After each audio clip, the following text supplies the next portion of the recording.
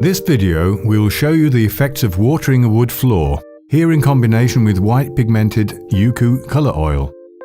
The water is applied thinly with a microfiber cover. This equals about 50 to 60 grams per square meter.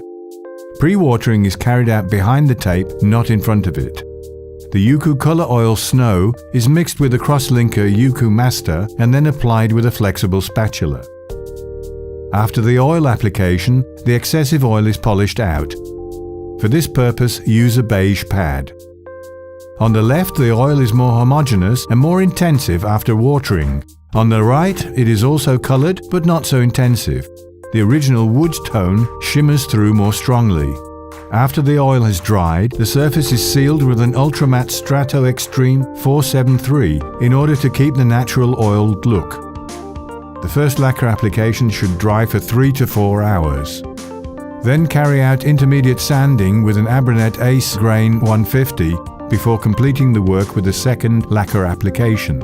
Watering leads to a more homogeneous image. It lets the oil penetrate more deeply and can be carried out very easily.